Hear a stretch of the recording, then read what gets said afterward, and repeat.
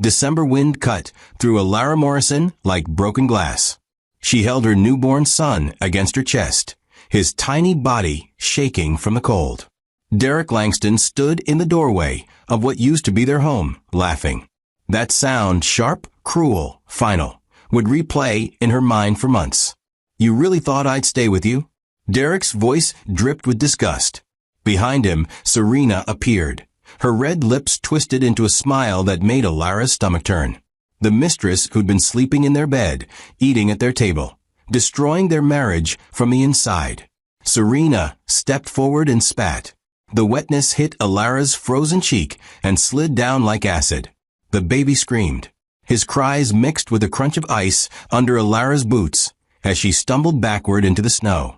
Before we continue, please support us by hitting the subscribe button and drop a comment where you are watching from.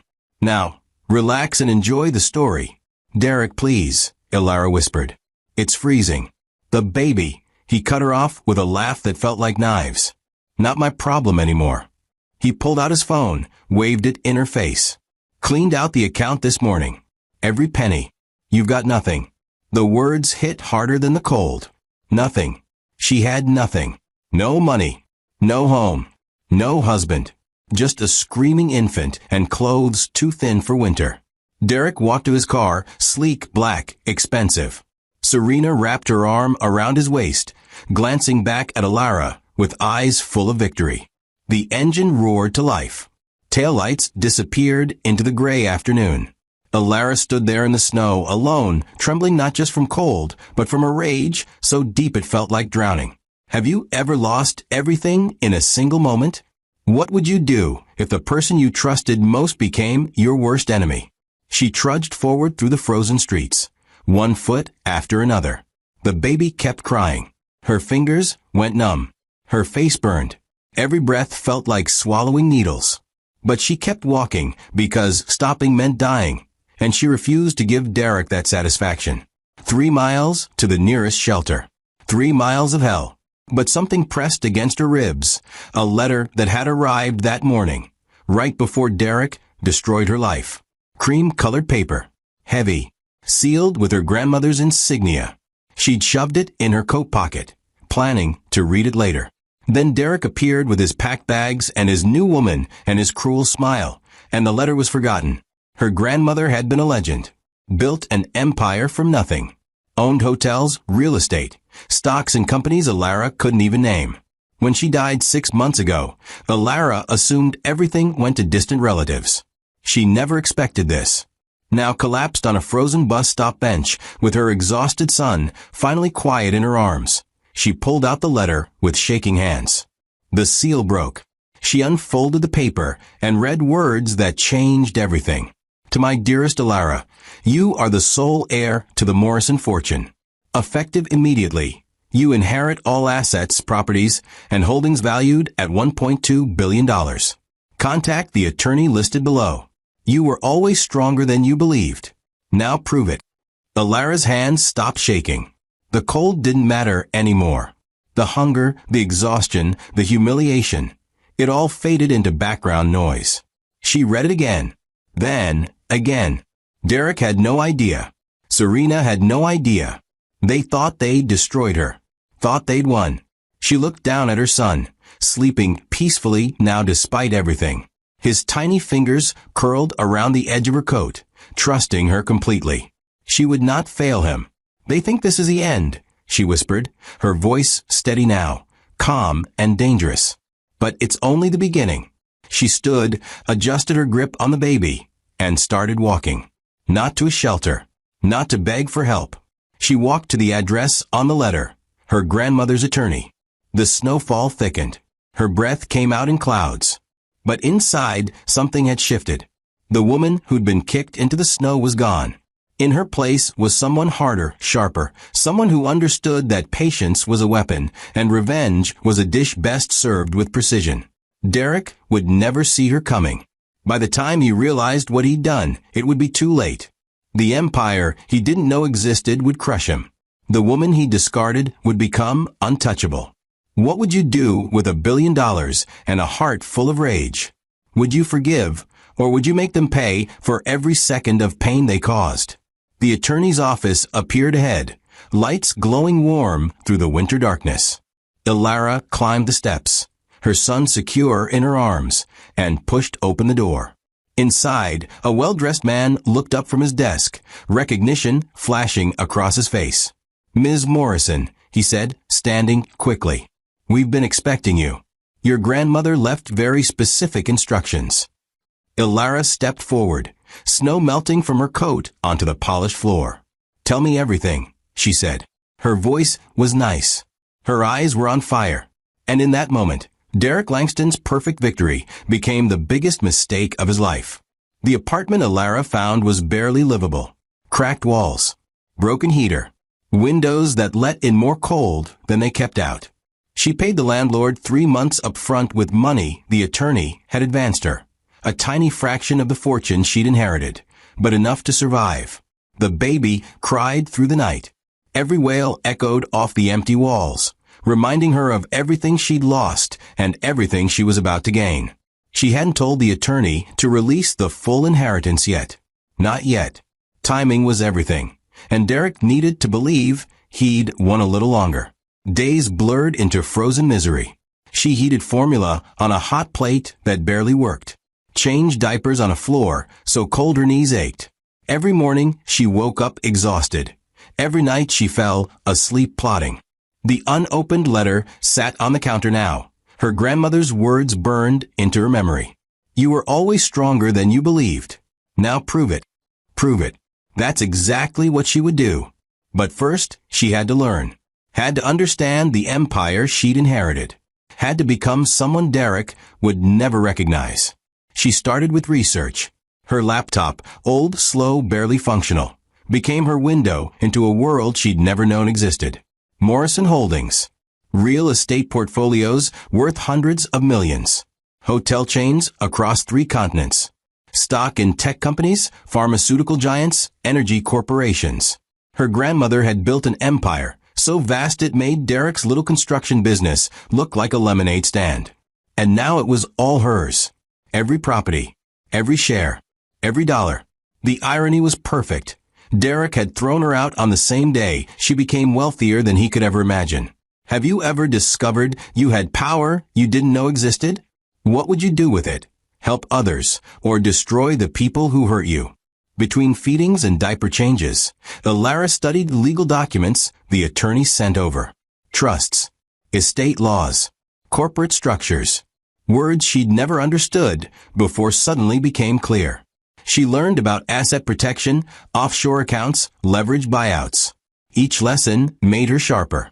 Each page made her more dangerous.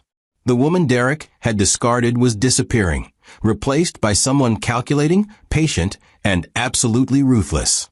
But the memories wouldn't leave her alone. Late at night, when the baby finally slept and the apartment fell silent, they came flooding back. Derek's laugh on their wedding day. The way he used to hold her when she was scared. The promises he made, forever, always, until death. She'd believed every word. Believed that love could survive anything. Believed that the man who kissed her forehead every morning would never become the man who threw her into the snow. How do you reconcile the person you loved with the monster they became? She didn't have an answer. All she knew was that the Derek she'd loved was dead, and the man who remained deserved everything coming to him. Flashbacks hit her hardest during meals. She remembered breakfast at their old house, sunlight through the Kit Rowan windows, Derek reading the newspaper, her cooking eggs the way he liked them. Simple moments that felt sacred at the time. Now they felt like lies. Had he been planning this even then? Had Serena already been in the picture, waiting in the shadows? The questions ate at her, but she pushed them down. Emotions were distractions. Revenge required clarity. She couldn't afford to drown in what-ifs when she had an empire to claim and a husband to destroy. The attorney, Roman Webb, visited her twice that week. He was older, gray-haired, with eyes that had seen too much. "Your grandmother spoke about you often," he said during his second visit, sitting on the only chair in the apartment while Ilara fed the baby on the floor. "She knew you were special, knew you'd need this fortune someday." Ilara looked up at him. Did she know about Derek? Roman hesitated. She suspected. Said she saw weakness in him. Said men like that always show their true colors eventually. The words stung because they were true. Her grandmother had seen what Alara refused to believe. When can I access everything? Alara asked. Roman pulled out a folder. Legally, you already own it all. But activating the accounts, transferring properties, taking control of the companies, that takes time. We need to do this carefully. Derek can't know until you're ready. Alara nodded. How long? Roman studied her. 3 months. Maybe 4. We'll move quietly. Set up offshore accounts. Transfer assets into trusts he can't touch. By the time he realizes what's happening, you'll be untouchable. 3 months. Alara could survive 3 months. She'd survived worse. What would you sacrifice to get revenge on someone who destroyed your life? Would you wait years if it meant total victory? Roman stood to leave, but paused at the door. Your grandmother left you a message. She recorded it before she died. He handed Alara a USB drive. Watch it when you're ready. She wanted you to understand why she built this empire. After he left, Alara stared at the driver. Her grandmother's face. Her voice. The woman who'd raised her after her parents died, who'd taught her strength even when Alara felt weak. She plugged it into her laptop. The screen flickered. Her grandmother appeared, sitting in her office, looking frail but fierce. Alara, if you're watching this, it means you've inherited everything I built. I'm glad. You're the only one who deserves it. Her voice was steady, clear. I built this empire because the world tried to break me. Men tried to take what was mine, tried to make me small. I refused. I fought. I won. And now you'll do the same. Tears streamed down Alara's face. Don't let them see you coming. Be patient. Be smart. And when the moment is right, show them exactly who you are. The video ended. Alara sat in the darkness, her son sleeping beside her, her grandmother's words echoing. Don't let them see you coming. Be patient. Show them who you are. She wiped her tears and opened her notebook, pages filled with plans, strategies, timelines. She added a new entry, Derek's business partners. Find weaknesses. Exploit them. Everything Derek owned, everyone he trusted, would become a weapon against him. She wouldn't just take his money. She'd take his reputation, his confidence, his entire world. Days turned into a week. Then 2. Alara's routine became mechanical. Feed the baby, study documents, plan revenge, sleep when exhaustion forced her. The cold never left. The apartment stayed frozen no matter how high she turned the broken heater. But the discomfort fueled her. Every shiver reminded her of the snow. Every hungry moment reminded her of Derek's cruelty. Pain became motivation. Suffering became strength. And slowly, the foundation of her revenge solidified into something unbreakable. She started making calls. Old contacts from her grandmother's network. Lawyers who specialized in corporate takeovers. Financial advisors who knew how to move money invisibly. Each conversation built another piece of the puzzle. Each agreement brought her closer to the moment Derek would finally understand what he'd done. Roman was right. This would take time. But time was her ally now. Derek thought she was broken, starving, desperate. He had no idea she was building an empire in the shadows, preparing a storm he'd never survive. Would you rather have revenge served fast or watch your enemy fall slowly, piece by piece? By the end of the second week, Alara's despair had transformed into something colder, sharper. She looked at herself in the cracked bathroom mirror, thinner, harder, eyes burning with purpose. The woman Derek destroyed was gone. In her place stood someone he'd never anticipated. Someone patient enough to wait, strategic enough to win, and ruthless enough to enjoy every second of his destruction. Alara's days became a masterclass in transformation. Every morning started the same: feed the baby, make instant coffee on the struggling hot plate, then dive into documents that would shape her future. Roman sent files daily, property deeds, stock certificates, bank statements showing numbers so large they didn't feel real. But they were real. Every dollar, Every asset, every piece of the empire her grandmother built was now hers to command. The question wasn't whether she had power. It was how she'd use it to destroy the man who thought he'd destroyed her. She started mapping Derek's world. His construction company, Langston Builders, wasn't as successful as he pretended. Roman's investigators found the cracks easily: overdue loans, angry clients, projects behind schedule. Derek survived on image, not substance. He drove expensive cars he couldn't afford, wore suits bought on credit. The house he'd kicked her out of? Mortgaged to the breaking point. Everything about Derek Langston was a carefully constructed lie, and Alara was about to expose every piece of it. But not yet. Timing was everything. Rush this, and he'd see her coming. Wait too long, and the satisfaction would fade. She needed the perfect moment when his arrogance peaked and his guard dropped completely. Her notebook is filled with plans. Page after page of strategies, timelines, contacts. She documented everything. Dates Derek had humiliated her. Lies he'd told. Money he'd stolen. Each entry became evidence. Each memory became fuel. The scratch of her pen against paper sounded like justice being written into existence. Late at night, with only the hum of the broken heater and her son's soft breathing, she refined her approach. This wasn't just about taking Derek's money. It was about dismantling his entire identity piece by piece until nothing remained but the truth of what he really was: a coward who threw his family into the snow. Have you ever planned something so perfectly that just thinking about it made you smile? What's the sweetest revenge you've ever imagined?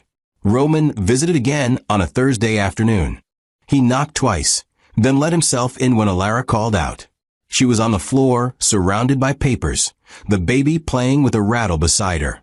"You're learning fast," Roman said, picking up one of her strategy documents. His eyebrows raised as he read. Corporate acquisition through shell companies. Hostile takeover procedures. "You've been studying." Alara looked up, exhaustion clear on her face, but fire burning in her eyes. "I'm not just studying. I'm preparing." Roman sat down across from her. "Your grandmother would be proud. She used these same tactics to build Morrison Holdings." He pulled out a new folder. "I've identified 3 of Derek's major investors. All of them are vulnerable. Their portfolios are over-leveraged. If we approach them correctly, we can buy them out, and Derek loses his primary funding sources." Alara took the folder, scanning the names. Richard Rowan, Patricia Morales, James Whitmore. She recognized them from Derek's business dinners, the events where he'd paraded her around like a trophy, while making deals she never understood. Now she'd use those same people to cut his legs out from under him. "How long until we can move on?" Alara asked. Roman considered. "Rowan is already struggling. We could acquire his position within 2 weeks. Morales and Whitmore will take longer, maybe 6 weeks. But once we control their shares, Derek's company becomes ours to manipulate." Ours to manipulate. The words tasted like victory. Alara nodded slowly. "Do it. Start with Rowan. Make the offer generous enough that he can't refuse, but structure it so Derek never knows where the money came from." Roman smiled, a rare expression on his normally stoic face. "You really are your grandmother's heir." After Roman left, Alara stood at the window, watching snow fall over the city. Somewhere out there, Derek was living his best life. Probably in bed with Serena. Probably laughing about the wife he'd thrown away. He had no idea that the woman he destroyed was quietly buying up his world. That every investor he trusted was about to become her weapon. That his construction empire was being undermined from the inside while he celebrated his freedom. The dramatic irony was delicious. Derek thought he'd escaped, but he'd actually locked himself in a cage Alara was building around him. The baby started crying. Alara picked him up, holding him against her chest. "Your father thinks he won," she whispered. "He thinks throwing us away made him free. But he's about to learn that freedom is an illusion, and the woman he destroyed is the only thing that ever protected him from himself." She fed him, changed him, laid him down for a nap. Then she returned to her papers, her plans, her strategies. Every detail mattered. Every move had to be perfect. Revenge wasn't about anger, it was about precision. She began drafting letters to Derek's clients. Not to send yet, but to be ready when the moment comes. Each letter detailed project delays, cost overruns, safety violations Roman's investigators had uncovered. When the time was right, these letters would go out simultaneously, flooding Derek's world with problems he couldn't solve fast enough. His reputation would crumble overnight. His clients would flee. His investors would panic. And through it all, Ilara would watch from the shadows, invisible and untouchable. Would you rather confront your enemy directly or destroy them quietly from the shadows? Which feels more powerful? Their face when they realize what you've done, or knowing they never saw you coming? Her phone rang. Unknown number. She answered cautiously. Ms. Morrison? A woman's voice, professional, crisp. This is Diana Reeves from Morrison Hotels. Your grandmother's executive assistant. I've been waiting for your call. Ilara straightened. I didn't know I was supposed to call. Diana laughed softly. You weren't. But I knew you'd inherit, and I knew you'd need help. Your grandmother taught me everything. I'd like to do the same for you. They talked for an hour. Diana explained the hotel empire. 32 properties across North America, Europe, and Asia. Annual revenue exceeds $800 million. A staff of thousands. Your grandmother ran this from her instinct and her will, Diana said. She never let anyone tell her what she couldn't do. I see that same fire in your voice. Ilara felt something shift inside her. I need to learn fast. Everything. Finance, operations, negotiations. I need to become someone my husband wouldn't recognize. Diana was quiet for a moment. Your husband is Derek Langston, correct? Ilara tensed. How did you know? Diana's voice turned cold. Your grandmother kept files on everyone in your life. She knew about Derek. Knew about Serena. She didn't trust him. That's why she structured the inheritance to protect you. The revelation hit hard. Her grandmother had known. Had seen Derek's true nature. Had built protections into the will to ensure he could never touch the fortune. There's a clause, Diana continued. Any spouse or partner who causes you harm is automatically excluded from the inheritance. Derek has no legal claim to anything you own. Even if he tried to sue, he'd lose. Ilara felt tears building but pushed them down. Her grandmother had protected her even from beyond the grave. I want to learn everything, Ilara said, her voice steady. I want to run this empire the way she did, and I want to use it to make sure Derek Langston regrets every second of what he did to me. Diana's approval came through the phone like warmth. Then let's begin. Tomorrow, I'm flying to you. We'll start with the basics. Reading financial statements, understanding market positions, learning negotiation tactics. Within 3 months, you'll be ready to take your seat at the head of Morrison Holdings. And Derek Langston will never know what hit him. They hung up. Ilara sat in the silence of her freezing apartment, her son sleeping peacefully, her future suddenly crystallizing into focus. She wasn't just going to survive. She was going to thrive. She was going to become powerful enough that Derek's cruelty would look like the tantrum of a small, insignificant man. She opened her notebook to a fresh page and wrote, Morrison Holdings, my weapon. Derek Langston, my target. Serena, collateral damage. Timeline, 3 months until I'm untouchable. 6 months until they're destroyed. She underlined the last sentence twice. Then she closed the notebook, walked to the window, and stared out at the city lights. Somewhere out there, Derek was celebrating his victory. Let him celebrate. Let him think he'd won. Because when Ilara Morrison emerged from these shadows, she wouldn't just take back what he stole.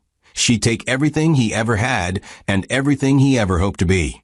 Diana Reeves arrived on a Tuesday morning, carrying 2 leather briefcases and wearing a confidence that filled the tiny apartment like perfume. She was older than Ilara expected, mid-50s, silver hair pulled back tight, eyes that missed nothing. This is where you're living? Diana asked, not with judgment, but with the clinical assessment of someone calculating next steps. Ilara held her son on her hip, suddenly aware of how small her world had become. It's temporary. Diana set down the briefcases. Everything's temporary until you decide otherwise. Your grandmother lived in poverty before she built her empire. She'd tell you the same thing I'm about to. Suffering builds character, but staying in suffering builds nothing. It's time to move. Within the hour, Diana had made 3 calls. By afternoon, movers arrived.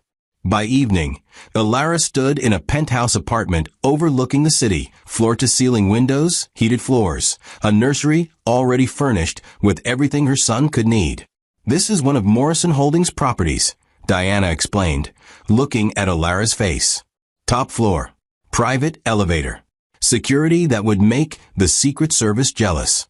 Nobody gets up here without your permission. Ilara walked through rooms that felt like dreams. A kit Rowan with appliances that actually worked. A bathroom with a tub deep enough to drown in. A bedroom with a bed so large she could disappear into it. How much does this cost? Diana smiled. You own the building. This apartment has been empty since your grandmother died. She kept it for moments like this, when the family needed sanctuary. The shift was immediate. Ilara went from freezing in a broken apartment to living in luxury she'd never imagined. But Diana didn't let her settle. Comfort is a trap, she said the next morning, spreading financial documents across the dining table while Ilara fed the baby.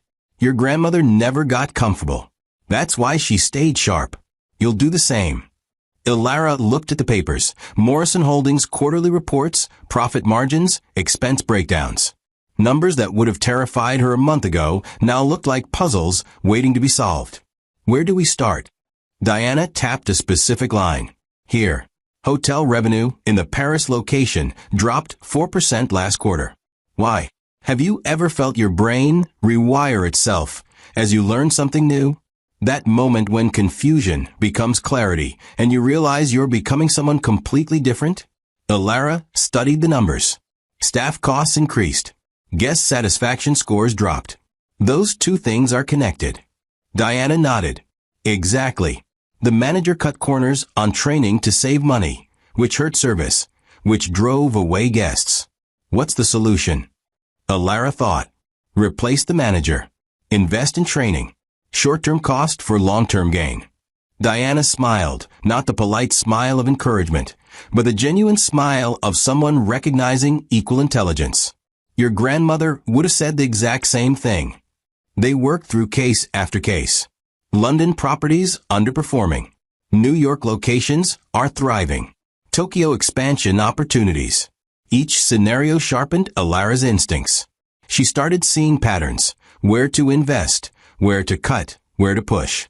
Diana taught her the language of power, how to read financial statements like stories, how to spot weakness in competitors, how to negotiate from strength. Business is war fought with spreadsheets, Diana said. Your grandmother understood that. She never fired a gun, but she destroyed men who underestimated her. Ilara absorbed every lesson like oxygen. This was survival. This was becoming someone Derek would never recognize. Meanwhile, Roman executed their plan with surgical precision. Richard Rowan, Derek's primary investor, received an offer he couldn't refuse. 3 times the value of his shares in Langston Builders, cash payment, no questions asked. Rowan took the deal within 48 hours. Derek never knew the money came from shell companies controlled by Ilara. 1 down. 2 more to go. Roman called with updates twice a week. Patricia Morales is nervous. Her portfolio took hits in the market downturn. She's vulnerable. Ilara, now confident in the language of business, responded immediately. Offer her 2 points, 5 times share value, but structure it as a loan conversion. Make her think she's getting out before crash. Roman chuckled. You're learning fast. The transformation wasn't just financial, it was physical. Diana brought in a stylist. Your grandmother believed presentation was power. People respect what they see before they hear what you say. Ilara sat in a chair while the stylist worked. Her hair, neglected for months, was cut into sharp layers that framed her face like a weapon. Clothes arrived, tailored suits, elegant dresses, shoes that clicked with authority. She stood in front of the mirror and barely recognized herself. The woman staring back looked dangerous, looked untouchable. looked nothing like the person Derek had thrown into the snow. Would you change everything about yourself to become powerful, or hold on to who you were even if it meant staying weak? Which matters more, staying true to yourself or becoming whatever you need to be to win? Diana watched her examine her reflection. Your grandmother used to say that transformation isn't betrayal, it's evolution. The woman you were couldn't survive what Derek did. The woman you're becoming will destroy him for it. Alara turned from the mirror. When do I officially take control of Morrison Holdings officially? Diana pulled out a folder. The board meets in 6 weeks. They'll vote to confirm you as CEO. It's a formality. You already own controlling interest. But appearing before them, commanding that room, that's when you become truly untouchable. 6 weeks. Alara calculated quickly. That gave her time to master the business, finalize the acquisition of Derek's investors, and prepare for the perfect moment to reveal herself. Derek still had no idea. He was still strutting through his life, thinking he'd escaped, thinking the woman he destroyed was suffering somewhere in poverty. The dramatic irony made her smile. Every day he spent celebrating was another day she built the cage around him. Every night he slept peacefully was another night she sharpened the blade. Roman called again. Morales accepted. We now control 48% of Derek's investor base. One more and he loses majority support. Alara's voice was steady, calm, and deadly. Move on, Whitmore. Whatever it takes. The baby grew stronger in the warmth of their new home. He smiled now, laughed, reached for her with tiny hands that had no memory of a cold. Alara held him in the nursery, standing by windows that overlooked the city where Derek lived, completely unaware. Your father thinks he won, she whispered. He thinks leaving us made him free. But every second he spent celebrating. I was building this. And when he finally sees what I've become, it'll be too late for apologies, too late for regrets. He'll know exactly what he threw away, and it'll destroy him. She kissed her son's forehead. And you'll grow up knowing your mother was strong enough to turn suffering into power. Diana found her there an hour later. You look different, she observed. Alara turned from the window. I feel different. A month ago, I was freezing in a broken apartment, wondering how I'd survive. Now I'm living in a penthouse, running a billion-dollar empire, and planning the destruction of a man who thought I was nothing. Diana's expression was unreadable. Does it feel good? Alara considered. It feels necessary. Derek needs to learn that cruelty has consequences. That you can't throw people away and expect no repercussions. He took everything from me. Now, I'm taking everything from him. That's not revenge, it's balance. The weeks blurred together in a rhythm of learning and planning. Alara studied financial reports over breakfast, attended video conferences with hotel managers during lunch, reviewed legal strategies before bed. She became fluent in the language of power, ROI, market positioning, leverage buyouts, hostile takeovers. Words that meant nothing a month ago now rolled off her tongue like weapons. Diana pushed her constantly. Faster. Sharper. Your grandmother could analyze a company's worth in 10 minutes. You need to do it in 5. Alara pushed back. I'm not my grandmother. Diana's eyes flashed. No, you're better. She built it from nothing. You're building from pain. That makes you dangerous in ways she never was. Roman called with the final piece. Whitmore folded. We offered him a consulting position with Morrison Holdings, triple his current income, minimal work. He'll vote however we want on Langston Builders' decisions. Alara felt something click into place. So we control Derek's investors now. Roman's satisfaction came through the phone. Completely. He just doesn't know it yet. As far as he's concerned, everything's fine. Rowan Morales and Whitmore are still his partners. He has no idea they answer to you now. The cage was complete. Derek was trapped, still thinking he was free. The perfect setup for the perfect fall. Would you rather your enemy know you're coming or walk into a trap they never saw? Which is sweeter? The fear in their eyes when they see you, or the shock when they realize they're already defeated? Alara stood at her penthouse windows that night, the city sprawling below like a chessboard. Derek was out there somewhere, sleeping peacefully, dreaming of his future with Serena, confident in his victory. He had no idea his investors were gone. His business was compromised. His wife had become the most powerful thing he'd ever encountered. Alara raised a glass of wine Diana had opened earlier. "To transformation," she whispered, "and to the man who made it necessary." She drank, and in the reflection of the window, she saw someone Derek Langston would never recognize. Someone patient, powerful, and absolutely merciless. The morning Alara walked into Morrison Holdings headquarters for the first time, she understood what her grandmother had built. Glass and steel rising 40 stories into the sky. Lobby floors polished to mirrors. Employees moving with purpose through spaces designed to intimidate. The security guard at the front desk looked up as she approached, recognition flickering across his face. "Ms. Morrison, we've been expecting you." He stood, pressed a button, and a private elevator opened immediately. 40th floor. "Ms. Reeves is waiting."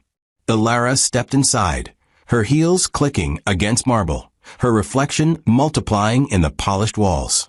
The woman staring back wore power like skin, tailored black suit, hair styled with precision, jewelry that caught light like warnings. She barely recognized herself. Diana met her at the elevator, tablet in hand, already moving. "Board meeting in 20 minutes. I prepared your talking points, but you won't need them. These people work for you. They just don't know how completely yet." They walked through corridors lined with art worth millions. Past conference rooms where deals that shaped economies happened daily.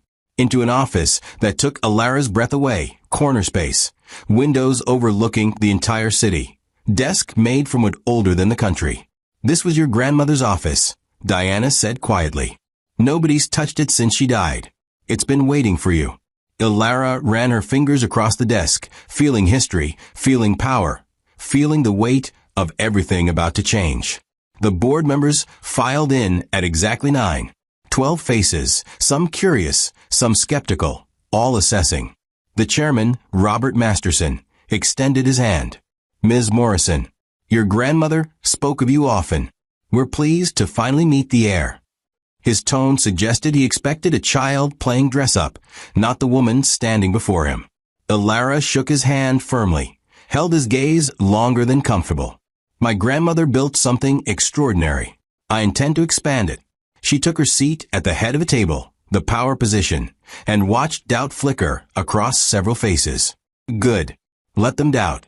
She'd prove them wrong in the next 30 minutes. Have you ever walked into a room and known you owned it before anyone else did? What does power feel like the first time you hold it? Terrifying or intoxicating? Diana projected the quarterly reports onto screens. Alara stood, commanded the room without raising her voice. Morrison Holdings posted strong numbers last quarter, but strong isn't enough. The Paris Hotel is underperforming. Management changes are already underway. London properties need renovation investment. I've allocated $30 million for upgrades. Tokyo expansion is our primary growth opportunity. I'm authorizing negotiations for 3 new properties. She clicked through slides Diana had prepared, but the words were hers. The vision was hers. Revenue projections for next year, 12% growth. Year after, 15%. Anyone who thinks that's impossible hasn't been paying attention to what this company can do. Robert Masterson leaned forward. With respect, Ms. Morrison, you've been in control for less than 2 months. These are aggressive targets. Alara met his eyes. My grandmother built this empire in 20 years. I plan to double it in 10. If that's too aggressive for you, Robert, I'm sure we can find someone who shares my vision. Silence filled the room like pressure. Nobody spoke. Nobody moved. Then Masterson smiled. Genuine respect breaking through his skepticism. Your grandmother would have said the same thing. Welcome to Morrison Holdings, Ms. Morrison. We're ready to follow your lead. The board voted unanimously. Alara Morrison, confirmed CEO. I am 28 years old. Billionaire. Untouchable. After the meeting, Diana pulled her aside. You handle that perfectly. Firm without being aggressive. Confident without being arrogant. Your grandmother taught me how to read rooms. You're a natural. Alara felt adrenaline still pumping. How many of them know about Derek? Diana's expression darkened. None. But they will soon enough. Roman called while you were in the meeting.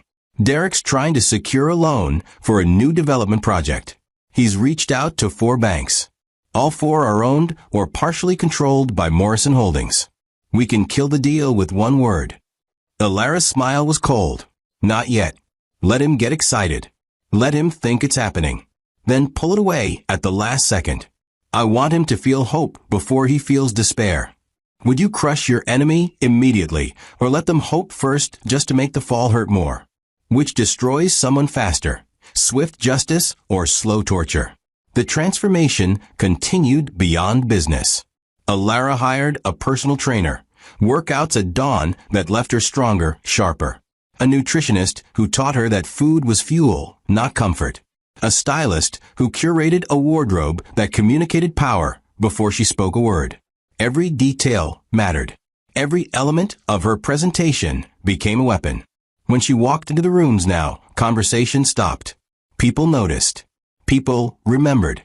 She'd become the kind of woman Derek would see across a crowded space and not recognize until it was too late. Her son thrived in their new world. The nanny Diana hired was warm but professional. Someone who understood that Alara needed to build an empire and raise a child simultaneously. Alara spent evenings with him, holding him while reviewing contracts, singing lullabies between conference calls. He was her reminder of why this mattered. Derek had thrown them both away. Now she'd make sure her son grew up knowing his mother turned that cruelty into power. That weakness could become strength if you were patient enough to endure the transformation. That Morrison was a name that commanded respect, not pity. Roman called during lunch. Derek's celebrating. He thinks the loan is approved. He's already signed contracts with builders, promised timelines to clients. He's overextended himself based on money he doesn't have yet. Alara sipped her coffee, looking out over the city from her office. When does he expect the funds to transfer? Roman checked his notes. 2 weeks. The banks are stringing him along beautifully. He suspects nothing. 2 weeks. Alara calculated. That gives us time to move on to the next phase. His business partners, the ones who aren't investors. I want detailed files on all of them. Weaknesses, scandals, anything we can leverage. When Derek's loan falls through, I want his entire support system collapsing simultaneously. Diana entered with another update. The Morrison Hotel's gala is in 3 weeks. Annual fundraiser. Every major business figure in the city attends. Your grandmother never missed it. The board expects you there. Alara turned from the window. Who else attends? Diana smiled knowingly. Everyone who matters, including several of Derek's clients. Several of his remaining business associates. It's the social event of the season. Perfect place to make an impression. The gears in Alara's mind turned. Derek doesn't know I'm CEO yet, does he? Diana shook her head. Nobody outside Morrison Holdings knows. We've kept your identity completely private. To the outside world, the Morrison heir is still a mystery. Alara's smile was predatory. Good. Keep it that way until the gala. I want my first public appearance to be unforgettable. The next 2 weeks blurred in preparation. Alara studied every detail of the gala, who would attend, where they'd sit, what conversations would happen. She memorized faces, names, and companies. Prepared talking points for each key figure. Diana drilled her constantly. This person controls commercial real estate in 3 states. This one owns the largest construction supply company on the East Coast. This one is Derek's biggest remaining client. Alara absorbed it all, cataloging information like ammunition. Every person at that gala was either an ally to recruit or an enemy to neutralize. There was no middle ground anymore. Power didn't allow for neutrality. Her appearance was calculated down to the smallest detail. The dress, custom designed, midnight blue, elegant but commanding. Jewelry, diamonds that caught light like captured stars, heirloom pieces from her grandmother's collection. Hair and makeup, sophisticated, ageless, the kind of beauty that demanded attention without begging for it. When she looked in the mirror the night before the gala, she saw someone Derek would stare at across the room, drawn by beauty, frozen by recognition, destroyed by understanding. She wasn't the woman he threw away. She was the woman who would throw him away, and unlike him, she'd make sure he understood exactly what he'd lost. Would you rather arrive at a party and shock everyone, or would you rather they never see you coming until you're standing right in front of them? Diana helped her with final touches. Your grandmother attended her first gala at 25. Walked in unknown, walked out owning half the room. She said the key was confidence, not the loud kind that demands attention, but the quiet kind that assumes you already have it. Alara adjusted her necklace. Derek will be there? Diana nodded. With Serena. They'll be celebrating his upcoming project, the one that will never happen. Perfect timing. Alara picked up her clutch, took one last look in the mirror. Then let's not keep them waiting. The car ride to the gala was quiet. Alara watched the city lights blur past, thinking about the woman she'd been 3 months ago, freezing, starving, humiliated. That woman was dead. In her place was someone forged in cruelty, sharpened by suffering, polished by power. Derek had tried to destroy her. Instead, he'd created the one thing that could destroy him. She thought about his face when he'd laughed, throwing her into the snow. Thought about Serena's sneer. Thought about every moment of pain and how each one had become fuel for this transformation. By the time the car pulled up to the venue, Alara Morrison wasn't nervous. She was ready. The hotel ballroom glittered like a palace. Crystal chandeliers. Floor-to-ceiling windows overlooking the city. Tables set with precision. Guests in designer everything, mingling with champagne glasses and practiced smiles. Alara stood at the entrance, Diana beside her, and felt every eye turn. Conversations paused. Recognition rippled through the crowd, not of who she was, but of the power she projected. Then someone whispered her name. That's her. That's the Morrison heir. The whisper spread like fire. Within seconds, the entire room knew. Within a minute, people were approaching, introducing themselves, angling for her attention. And across the ballroom near the bar, Derek Langston stood frozen, champagne glass halfway to his lips, staring at the woman he destroyed, transformed, radiant, and about to ruin his entire world. Derek Langston's office was everything he'd ever wanted. Polished marble floors that reflected his success, designer furniture that screamed money, floor-to-ceiling windows overlooking the city he thought he owned. He sat behind his mahogany desk, reviewing contracts for the development project that would make him millions, completely unaware that every signature he placed was building his own coffin. Serena draped herself across the leather couch near the window, scrolling through her phone, occasionally laughing at something only she found amusing. "Baby, when does the money come through?" she asked without looking up. Derek smiled, confidence oozing from every word. 2 days. The banks confirmed everything. This project will triple our net worth. Our net worth. As if she'd built anything.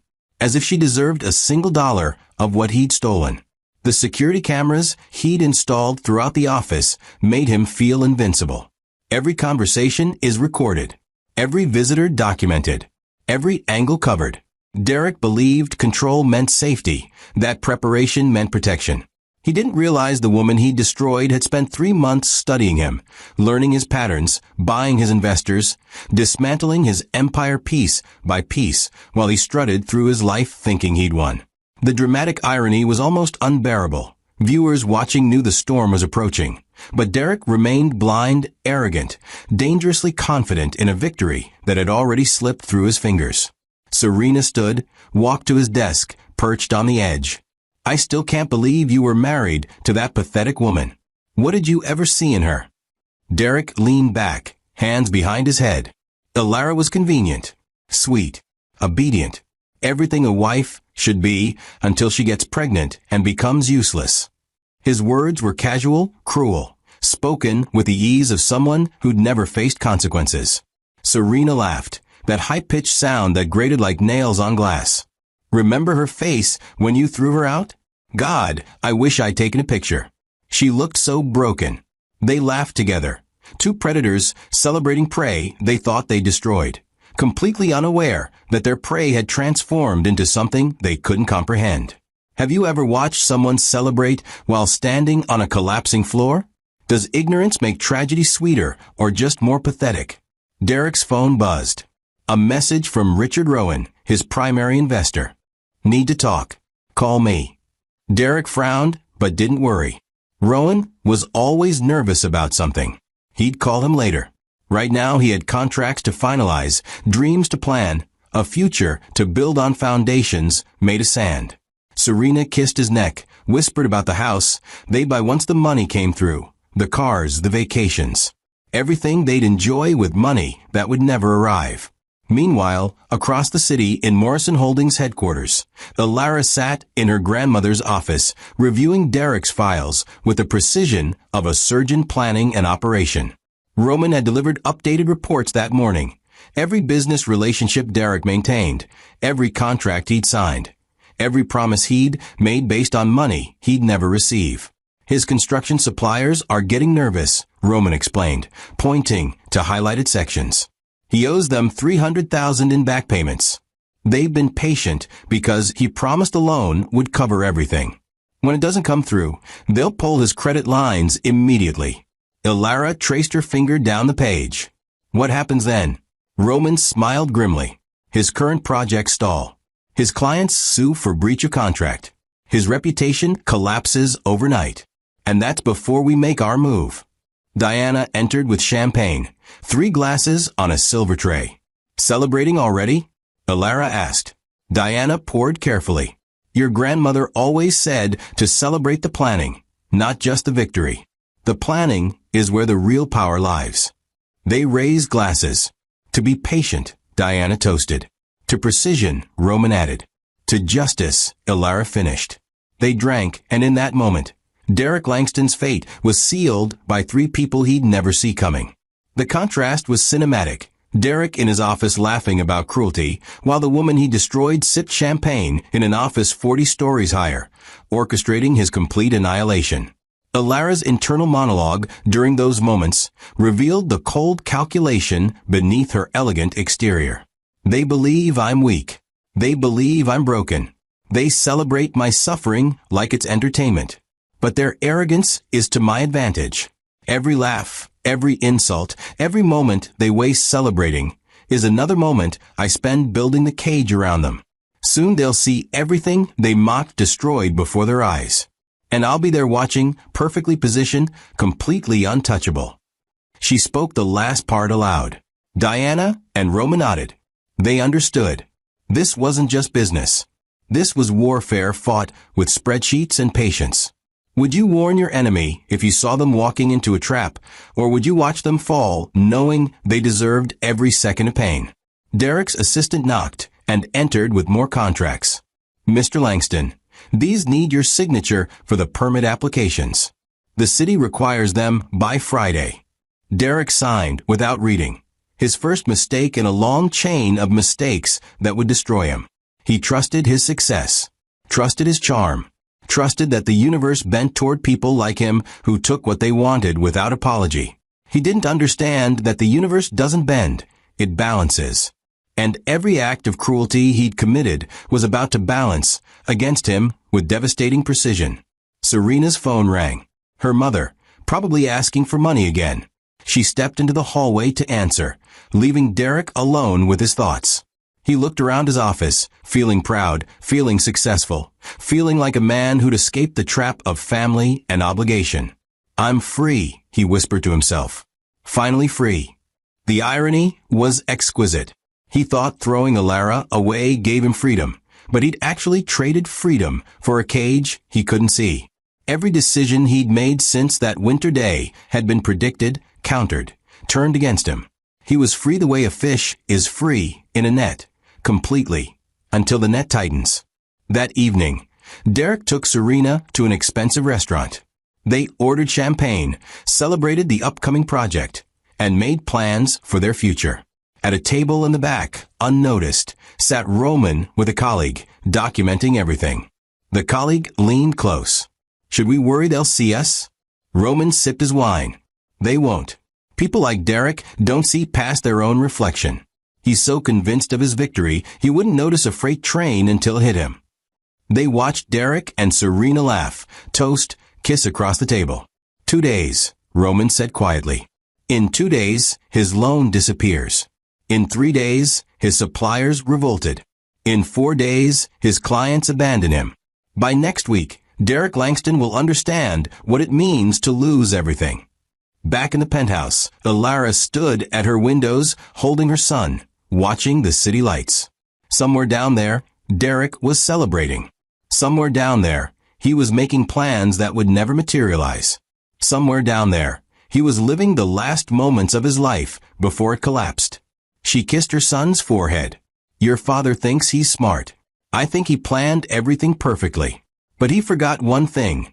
The woman he destroyed was raised by a woman who built empires, who taught me that patience is power, who showed me how to turn suffering into strategy. Her reflection in the window showed someone Derek would never recognize. Someone he'd created through cruelty and abandoned to die. Someone who'd survived, transformed, and now held his entire future in her hands like a throat waiting to be crushed. Diana joined her at the window. Second thoughts. Ilara didn't turn. None. He made his choice. Now he lives with the consequences. Diana stood beside her in comfortable silence. 2 women who understood that power wasn't given, it was taken. That justice wasn't mercy, it was balance. That some people needed to fall so others could rise. Tomorrow the banks will notify him, Diana said. The loan's been denied. All 4 banks, simultaneously, with no explanation. He'll panic. He'll call everyone. And he'll find out that the people he trusted answer to someone else now. Ilara smiled. Answer to me. Diana nodded. Answer to you. The chapter ended with split imagery. Derek sleeping peacefully in bed next to Serena, dreaming of success that would never come, while Ilara stood awake at her windows, overlooking the city, holding her son, waiting for dawn to break and the first domino to fall. 2 worlds about to collide. One built on cruelty and arrogance. One built on suffering and strategy. Only one would survive. Viewers could feel the tension crackling like electricity. The confrontation was coming. The reckoning was inevitable. And Derek Langston, sleeping peacefully in his ignorance, had less than 12 hours before his perfect world started burning. The morning of Derek and Serena's wedding arrived with winter sunlight cutting through clouds like blades. The venue was everything Serena had dreamed. A historic mansion converted into an event space, marble columns, crystal chandeliers, gardens covered in fresh snow that looked like something from a fairy tale. Guests arrived in designer clothes and fake smiles, the kind of people who measured worth by price tags and power by zip codes. Derek stood near the entrance greeting everyone, his tuxedo custom-tailored, his confidence radiating like he'd already won life's lottery. Serena floated around in her bridal suite, adjusting her dress for the 100th time, practicing her vows in the mirror, completely unaware that this day would become the worst mistake of her life. Ilara Morrison stood outside the venue, holding her son, the winter wind catching her hair, but not disturbing the calm that had settled over her like armor. She wore a dress that cost more than Derek's car, deep emerald silk that moved like water, cut to perfection, elegant but commanding. Diamonds at her throat and wrists caught the sunlight like captured fire. Her transformation was complete. The woman who'd been thrown into the snow 3 months ago no longer existed. In her place stood someone Derek would see and not recognize until it was too late. Someone who turned suffering into power, humiliation into strategy, weakness into a weapon so sharp it would cut through everything he'd built.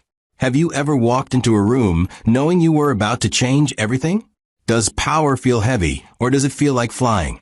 She took a deep breath, adjusted her son in her arms, and started walking toward the entrance. Each step was calculated. Each movement is deliberate. The click of her heels against the stone pathway sounded like a countdown. Guests arriving early turned to look, whispers starting before she even reached the door. "Who is that?" someone asked. "I don't know, but look at those diamonds," another responded. Ilara didn't acknowledge them. She walked with the kind of confidence that assumed attention, that expected people to move aside, that communicated power before she spoke a single word. Inside, the venue was chaos dressed as elegance. Wedding planners rushing between rooms. Caterers arranging tables. Musicians setting up in the corner. Derek was in the main hall talking to his best man, laughing about something, completely oblivious. Serena was upstairs in her bridal suite, surrounded by bridesmaids, all of them drinking champagne and giggling like children. None of them noticed when Alara entered. None of them felt the shift in atmosphere, the way the air seemed to crackle with the approaching storm. She handed her son to the nanny she'd brought. A woman who understood her role was to stay invisible and keep the baby safe while Alara did what needed doing. Diana appeared from the shadows like a ghost. Everything's in place. The microphone is live. Security knows not to interfere. When you're ready, the room is yours. Alara nodded. Where's Derek now? Diana checked her phone. Main hall. Greeting guests. He hasn't seen you yet. Alara smiled, not the warm smile of happiness, but the cold smile of someone about to deliver justice. Good. Let him enjoy the next 20 minutes. They'll be the last peaceful moments he ever has. She moved through the crowd like water through cracks, noticed by everyone but approached by no one. The guests sensed something about her that demanded space, that communicated danger beneath elegance. The ceremony was scheduled for noon. By 11:30, the main hall was packed. 200 guests in their seats, waiting for the show. Derek stood at the altar looking proud, looking victorious, looking like a man who'd escaped consequences and landed in paradise. The officiant took his position. The musicians started playing. Bridesmaids began their walk down the aisle. Everything was perfect. Everything was exactly as Derek and Serena had planned. And that's when Alara made her move. She stepped into the center aisle, just as Serena appeared at the entrance in her wedding dress. The music faltered. Gasps rippled through the crowd. Serena froze, confusion flashing across her face. Derek turned, saw Alara, and every drop of blood drained from his face like someone had opened a valve. Would you interrupt a wedding to get justice, or would you let them marry first and destroy them after? Which moment delivers more satisfaction? Ruining their happiness before it starts, or letting them taste it first? Alara walked forward slowly, deliberately, each step echoing in the suddenly silent hall. She didn't look at Serena, didn't acknowledge the gasping guests. Her eyes locked on Derek with the focus of a predator who'd finally cornered prey after a long hunt. He tried to speak, his mouth opening and closing like a fish drowning in air. No words came out. The best man beside him took a step back, sensing disaster. The officiant looked around confused, waiting for someone to explain what was happening. Nobody could. Nobody understood yet. But they would. Alara reached the microphone the wedding singer had been using. She picked it up with the casual grace of someone who'd commanded rooms before, who'd stood in front of boards and investors and made them bend to her will. Her voice, when she spoke, was calm, clear, devastatingly controlled. I apologize for the interruption. I know this is supposed to be a celebration. But before Derek Langston marries his mistress, I think everyone here should know exactly who they're celebrating. Derek finally found his voice. Alara? What are you? How did you? She cut him off with a look that could have frozen the oceans. Surprised to see me, Derek? Surprised I'm not starving somewhere? Not freezing in the streets where you left me and your son? The crowd erupted in whispers. Heads turned toward Derek. Serena stood at the back of the aisle, her wedding dress suddenly feeling like a costume. Alara continued, her voice never rising, but somehow filling every corner of the hall. 3 months ago, this man threw me into the snow, took every penny from our joint account, kicked out his wife and newborn son to start a life with the woman standing back there in white. She gestured toward Serena without looking. He thought he was destroying me, though he was taking everything. But what Derek didn't know, what he couldn't have known because he never paid attention to anything but himself, was that the morning he threw me out, I inherited my grandmother's fortune. The silence was absolute. Derek's face cycled through emotions too fast to track: confusion, disbelief, horror, fear. Alara smiled, and it was the most terrifying expression anyone in that room had ever seen. $1.2 billion, Derek. Hotels, properties, stocks, companies. An empire you didn't know existed because you never asked about my family, never cared about anything except what you could take. She paused, letting it sink in, letting Derek process what he'd actually thrown away. While you were celebrating, I was building. While you were laughing, I was learning.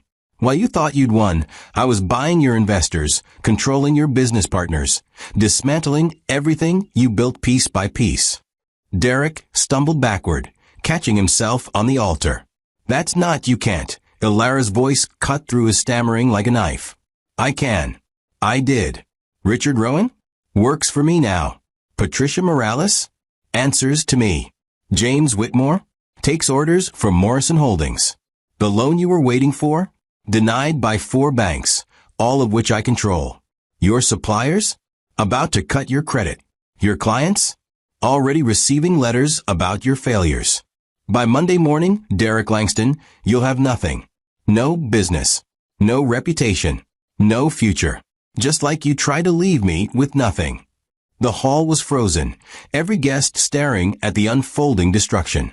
Serena's face had gone pale. Her bridesmaids whispered behind her. Derek looked like a man watching his own execution. Would you have said more, or would those words be enough? Is destroying someone's world in public mercy or cruelty? Alara set down the microphone, the sound echoing through speakers. She walked toward Derek slowly, stopping just feet away. You thought throwing me into the snow was your victory, she said quietly, but the microphone still caught it, still broadcasting it to everyone watching. You thought taking my money made you powerful. You thought humiliating me made you free. But all you did was create the one person in this world who could destroy you completely. And I just did. She turned to leave, then paused. Oh, and Derek? The house you kicked me out of? I bought it last week. Consider this your eviction notice. You have 72 hours. She walked back down the aisle, guests parting like water before her, every eye following her exit. Behind her, Derek collapsed into a chair, his wedding, his reputation, his entire life crumbling in real time. Serena stood frozen in her wedding dress, understanding too late that she'd won nothing but association with a man who'd just lost everything. Alara collected her son from a nanny, stepped out into the winter sunlight, and felt something close to peace. Not happiness, not satisfied, just the quiet knowledge that balance had been restored, that cruelty had met consequences, that the woman thrown into the snow had risen from it like fire. Alara didn't leave the venue. She walked back inside with the kind of calm that comes from absolute power, her son secure in the nanny's arms as she handed him off one more time. The guests were still frozen in their seats, the wedding party scattered like debris after an explosion. Derek sat slumped at the altar, his tuxedo suddenly looking like a costume he'd borrowed from someone more successful. Serena remained at the back of the aisle, her wedding dress now a monument to miscalculation. The officiant had disappeared. The musicians packed their instruments in silence. Nobody knew what to do because nothing like this had ever happened before. Alara walked back to the microphone and picked it up again. The room held its breath. I'm not finished, she said, her voice carrying the weight of 3 months of planning, 3 months of transformation, 3 months of rage refined into precision. Derek looked up, his eyes red, his face pale. Alara, please, she silenced him with a gesture. You don't get to speak anymore, Derek. You had your chance to speak when you threw me into the snow, when you drained our bank account, when you laughed while your mistress spit on me. This is my turn now, and you're going to listen. The crowd leaned forward collectively, drawn by the raw power of her words, unable to look away from the execution happening in real time. She pulled papers from her clutch, legal documents Roman had prepared, folded neatly, waiting for this exact moment. Let's talk about what you actually lost, Derek, because I don't think you understand yet. She unfolded the first page. Morrison Holdings now owns 48% of Langston Builders through shell companies that purchased your investor stakes. We control your board. We control your decisions. You're CEO of a company you no longer command. Derek's face went from pale to gray. Guests whispered frantically. Some pulled out phones, probably Googling Morrison Holdings, probably realizing exactly how badly Derek had miscalculated. Serena's hand went to her mouth, diamonds on her finger catching light like warnings she'd ignored. Have you ever watched someone realize they lost everything, or would you look away from that kind of pain? Does seeing justice delivered feel good, or does it feel complicated? Ilara continued, her voice never wavering. Your development project, the one you've been celebrating for weeks, is dead. The 4 banks that denied your loan did, so because I instructed them to. The permits you applied for, delayed indefinitely by city officials who owe Morrison Holdings favors. The contractors you promised work to, already receiving better offers from my companies. You promised people jobs, profits, futures. You can't deliver any of it. By Monday, you'll be facing lawsuits from every direction. Derek tried to stand, but his legs gave out. He caught himself on the altar again, gripping it like a life raft. You can't do this. This is illegal. I'll fight you in court. Ilara's laugh was cold, sharp, final. With what money, Derek? With what lawyers? Every firm worth hiring in this city either works for Morrison Holdings or wants to. You're toxic now. Untouchable in the worst way. And the best part. She paused for effect, letting tension build. Everything I'm doing is completely legal. I bought shares fairly. I made business decisions within my rights. I haven't broken a single law. Can you say the same? The question hung in the air like smoke. Derek's face answered before his mouth could. Roman had found irregularities in Langston Builders accounting. Nothing massive, but enough to raise questions, enough to trigger audits, enough to make investors nervous. Ilara held up another document. Tax irregularities, permit violations, safety code failures on 3 job sites. OSHA has been very interested in my anonymous tips. They'll be visiting your properties starting Monday, along with the IRS, along with the state licensing board. You're going to spend the next year buried in investigations, Derek. And that's before the civil suits from clients who trusted you hit. Would you pile on more punishment, or would this be enough? When does justice become revenge, and does the difference even matter? Serena finally found her voice from the back of the hall. This is insane. You're doing this because you're jealous. Because Derek chose me over you. Every head turned toward her. Ilara's expression didn't change, but her eyes went colder. Serena, I almost forgot you were here. Let's talk about you. She pulled out a 3rd document. Diana's research team had been thorough. Before you became Derek's mistress, you were married. Did Derek know that? Did these wedding guests know you're committing bigamy because your divorce was never finalized? Gasps erupted. Serena's face went from confident to terrified in seconds. That's not, I filed. Ilara cut through her stammering. You filed, but never completed the process. Your husband, Michael Torres, is very much still your legal spouse. I spoke with him yesterday. Lovely man. He had no idea you were getting remarried. He's been served papers this morning, fraud charges, bigamy investigation, the works. You and Derek make a perfect pair. Both criminals. Both liars. Both about to face consequences you never imagined. The wedding guests were beyond whispering now. Some were standing, moving toward exits, wanting distance from the disaster unfolding. Others stayed glued to their seats, horrified but unable to look away. This was the kind of drama people would talk about for years. The kind of public destruction that became legend. Derek and Serena's wedding would be remembered not as a celebration, but as the day 2 people learned that cruelty always comes back. That karma isn't mythology, it's mathematics. Every action has an equal reaction. Every wound inflicted returns with interest. Derek finally stood, his legs shaking, but rage giving him strength. You self-righteous. You think you're better than me? You're just as vindictive, just as cruel. You're destroying my life in public because I hurt your feelings. Ilara stepped closer to him, close enough that the microphone barely caught her words, but everyone strained to hear. No, Derek. I'm destroying your life in public because you destroyed mine in private. Because you threw me and our son into the snow and thought there would be no consequences.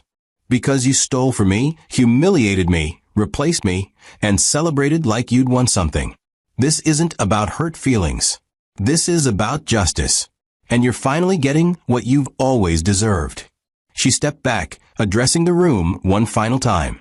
To everyone here who came to celebrate this wedding, I apologize for ruining your afternoon. But you should know who you were celebrating. A man who abandons his family. A woman who destroys marriages. They deserved each other, and now they'll have nothing but each other while their lives collapse. I suggest you distance yourself unless you want to be caught in the fallout. She set down the microphone for the last time. The feedback squealed briefly, then went silent.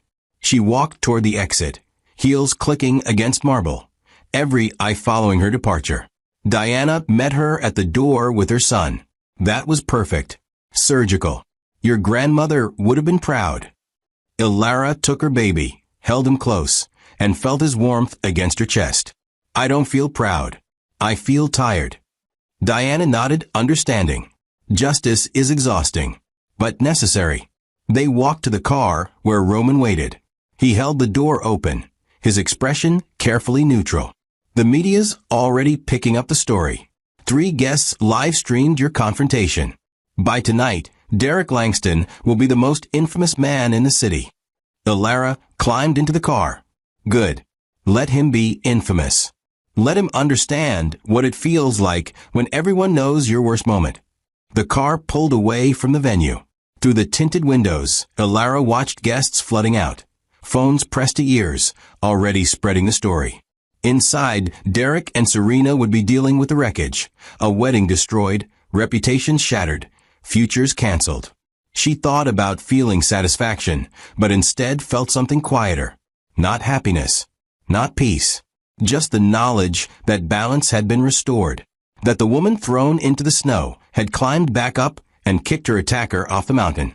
That suffering transformed into strategy always wins against cruelty dressed as strength. Her son looked up at her with trusting eyes. She kissed his forehead. Your father learned an important lesson today, she whispered. That power isn't about who you can hurt. It's about who you can become despite being hurt. Remember that. The car drove through the city toward her penthouse, toward the empire she now commanded, toward a future Derek had tried to steal, but instead had given her. Behind them, the wedding venue emptied, leaving only the ruins of 2 people who'd built their happiness on someone else's pain. Karma wasn't mythology. It was patient. It was precise. And today it finally arrived. Monday morning arrived like Judgment Day. Ilara sat in her office at Morrison Holdings reviewing the avalanche of legal documents Roman had filed over the weekend. Each page represented another piece of Derek's world crumbling in real time. Lawsuits from 3 major clients claiming breach of contract. Liens filed against Langston Builders by suppliers demanding payment. City investigation notices for permit violations. IRS audit letters. OSHA inspection orders.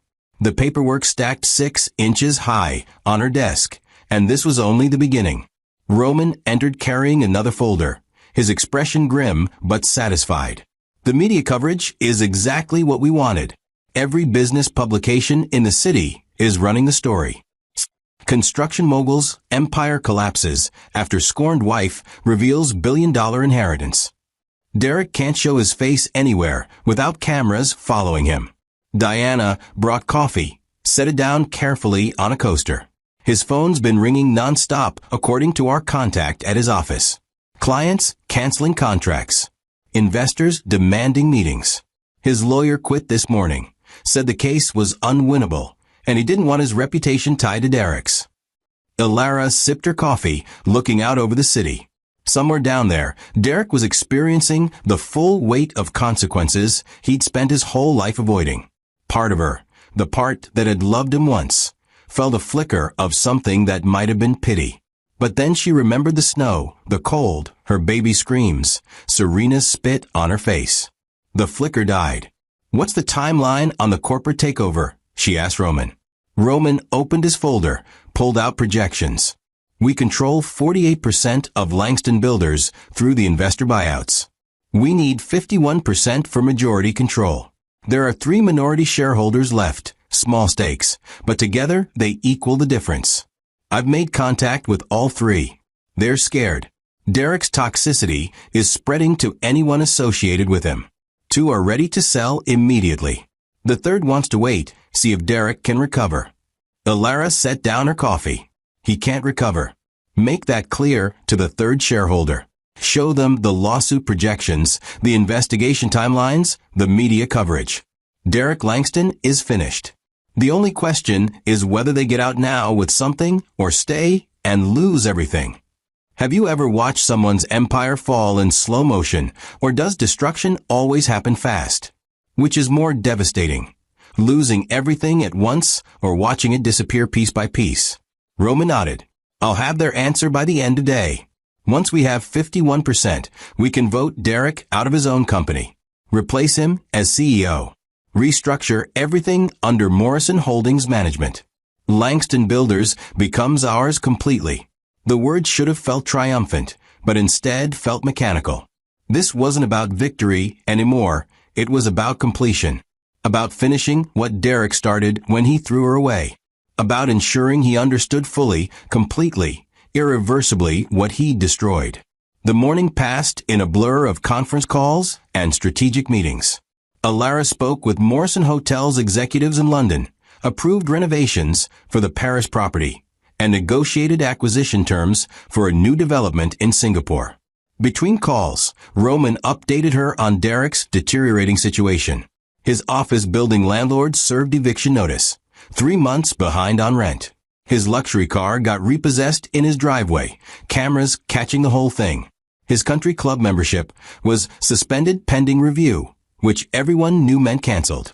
Every symbol of success Derek had built was being stripped away systematically, publicly, painfully. By noon, the 3rd shareholder called Roman directly. I'm selling. Whatever Morrison Holdings is offering, I'm taking it. I can't be associated with this disaster. Roman finalized the deal within an hour. Alara Morrison, now, owned 51% of Langston Builders. She was the majority shareholder of her ex-husband's company. The irony was so perfect it almost hurt. That afternoon, she called an emergency board meeting. Derek, as CEO, was technically required to attend. When he arrived, flanked by a lawyer who looked fresh out of law school, he barely resembled the man who'd thrown her into the snow. His suit was wrinkled. His tie was crooked. His eyes hollow with exhaustion and something else, fear. The board members sat around the table, most of them people Derek had worked with for years. But none of them looked at him with anything resembling loyalty. They looked at Alara instead, waiting for her direction. She didn't make them wait long. This meeting is called to address the leadership crisis at Langston Builders. Recent events have made it clear that current management is ineffective and damaging to company interests. I'm calling for a vote of no confidence in Derek Langston as CEO. The words landed like hammer blows. Derek's lawyer whispered frantically in his ear. Derek pushed him away. You can't do this. I built this company. It's mine. Alara's voice was ice. You built it with borrowed money, empty promises, and fraud that's now being investigated by multiple agencies. I own 51%. These board members know that staying loyal to you means career suicide. Let's vote. She didn't need to threaten. I didn't need to argue. The power dynamics were clear. One by one, board members voted. No confidence. No confidence. No confidence. Every vote was a nail in Derek's coffin. When it finished, the result was unanimous except Derek's own vote. He was done. Finished. Removed from the company he'd built by the woman he destroyed, using systems he'd never bothered to understand because he thought power came from intimidation instead of ownership. Would you vote someone out of their own company, or would you let them keep a position with no real power just to torture them longer? Derek stood, his chair scraping loudly against the floor. This isn't over. I'll fight this. I'll take you to court. I'll expose everything you've done. Elara remained seated, calm, untouchable. Please do. Expose how I legally purchased shares from willing sellers.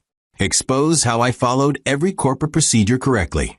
Expose how you committed fraud, violated permits, and built your empire on lies. I welcome the publicity, Derek. Every story about this fight will remind the world exactly who you are. His lawyer grabbed his arm, pulled him toward the door, before he said something that would make everything worse. They left, Derek's footsteps echoing down the hallway like a funeral march. The board members relaxed visibly once he was gone. The chairman, an older man named Robert Rowan, Richard's father, spoke first. Ms. Morrison, what are your plans for the company? Elara had prepared for this question. Restructure under Morrison Holdings Management. Honor existing contracts where possible. Settle lawsuits where necessary. Rebuild the reputation Derek destroyed. Within a year, Langston Builders will be profitable again. Within 2, it'll be unrecognizable as Derek's company. It'll be mine. The board approved every proposal. Within an hour, the paperwork was filed. Derek Langston was no longer CEO. Elara Morrison was. The company would eventually be renamed Morrison Construction. Every project would carry her family's legacy, and Derek's name would be erased like he'd tried to erase her. The legal consequences continued cascading through the week. The IRS audit found irregularities totaling $2 million in unpaid taxes. OSHA fined him $500,000 for safety violations. Civil lawsuits from clients sought damages exceeding $8 million. Derek's personal bank accounts were frozen pending investigation. His assets were seized.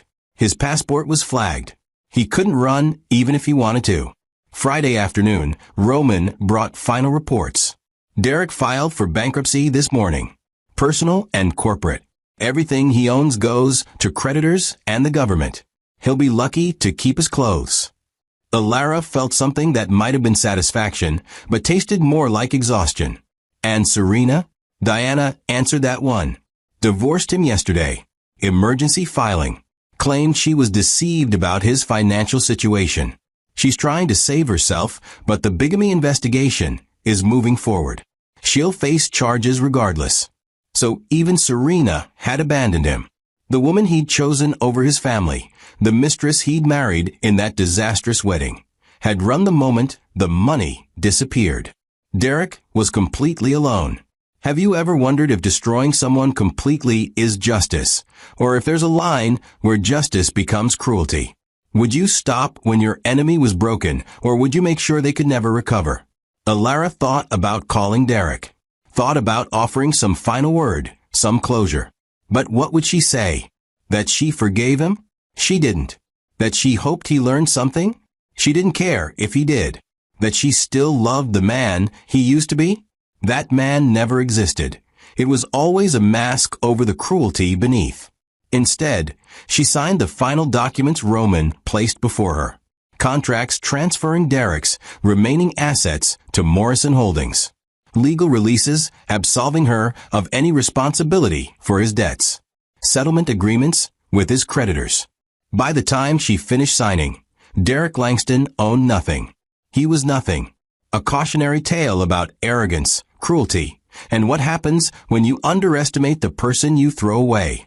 Elara stood at her office windows that evening, her son playing quietly behind her with toys worth more than Derek's entire remaining net worth. The city lights spread below like stars fallen to earth.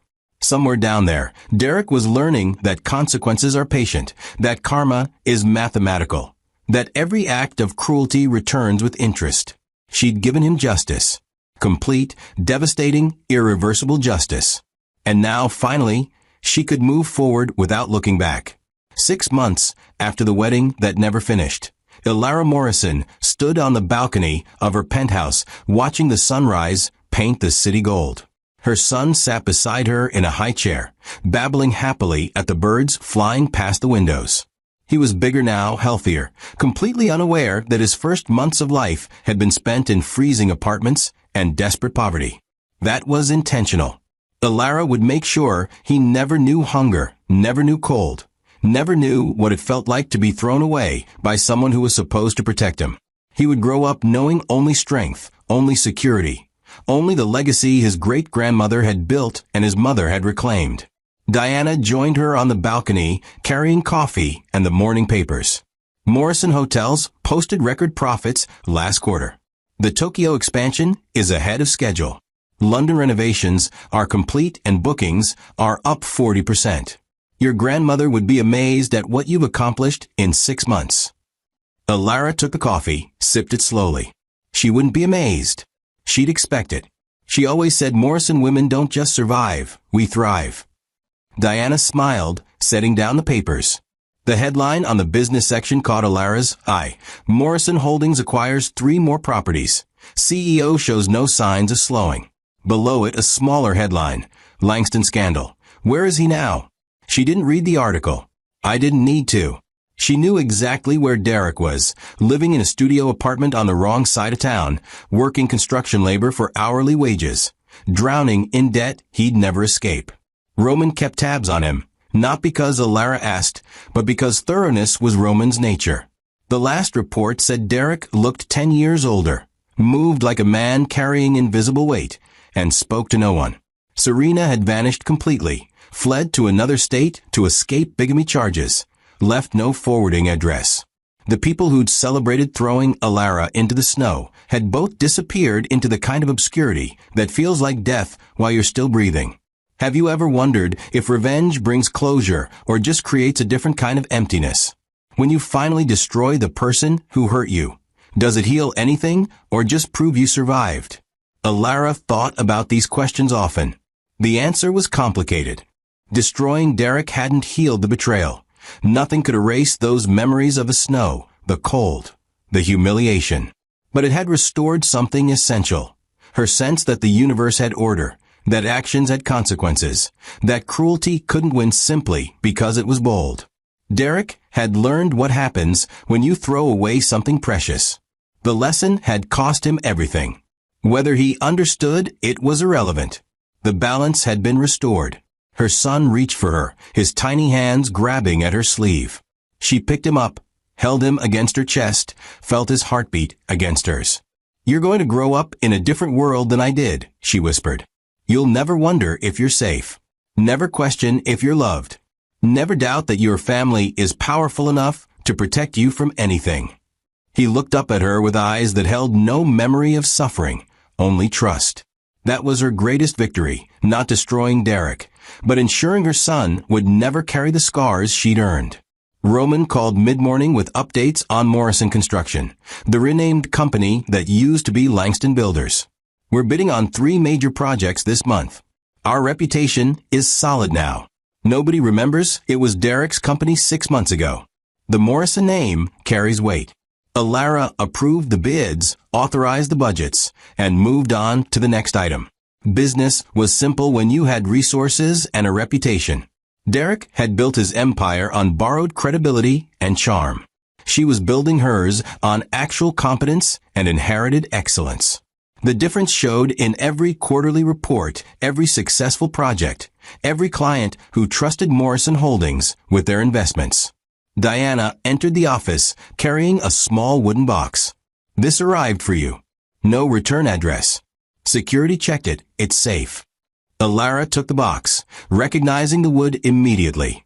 Her grandmother's desk had been made from the same timber. Inside was a letter, yellowed with age, written in her grandmother's distinctive handwriting. "My dearest Alara, if you're reading this, you've claimed your inheritance and proven yourself worthy. I knew you would. The Morrison women are forged in fire. Your great-grandmother fled war. I survived poverty. And you'll overcome whatever challenges face you. Remember that empire isn't just about money. It's about legacy. Build something that lasts beyond your lifetime. Love fiercely, but never let love make you weak. And teach your children that power carries responsibility. You're going to do magnificent things. I'm proud of you. I always have been. Grandmother." Tears blurred Alara's vision. She'd been so focused on survival, on revenge, on building the empire that she'd forgotten to grieve the woman who'd made it all possible. Her grandmother had seen her potential, had structured the inheritance to protect her, and had believed in her strength even when Alara couldn't see it herself. The letter was a reminder that this wasn't just about Derek. It was about becoming the woman her grandmother had known she could be. Strong, yes. Ruthless when necessary, absolutely. But also someone who built instead of just destroyed, who created legacy instead of just claiming inheritance. Would you rather be remembered for what you built or for who you defeated? Which legacy matters more, the empire you create or the enemies you destroy? That afternoon, Alara held a press conference announcing the Morrison Holdings Foundation. $50 million dedicated to supporting women leaving abusive relationships, helping them access legal services, housing, job training. Nobody should have to choose between safety and survival, she told the cameras. Nobody should face homelessness because they left someone cruel. This foundation will ensure that women have resources to rebuild their lives, just as I rebuilt mine. The reporters asked about Derek. She refused to answer. This isn't about him. This is about the thousands of women facing similar situations who don't have the resources I inherited.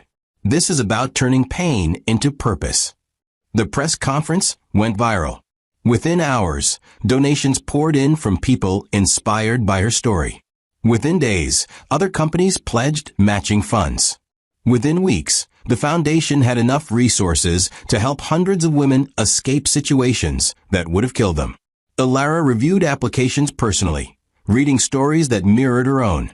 Husbands who stole money, partners who used children as weapons, families torn apart by cruelty disguised as love. She approved funding for all of them. Every woman who received help was Derek's failure transformed into someone else's salvation. That felt better than revenge ever had. Diana found her in the office late one night, reviewing foundation applications instead of sleeping. You're going to burn out if you don't rest. Alara looked up, exhaustion clear on her face, but purpose burning in her eyes. I'll rest when these applications are processed. These women can't wait. I know what waiting feels like. Diana sat down across from her. Your grandmother used to say the same thing. She'd work until dawn if it meant helping someone who needed it. You're more like her than you realize. Alara smiled. I hope so. She built something that lasted. I want to do the same. The months continued their relentless march forward. Morrison Holdings expanded into new markets. The foundation helped its 100th woman.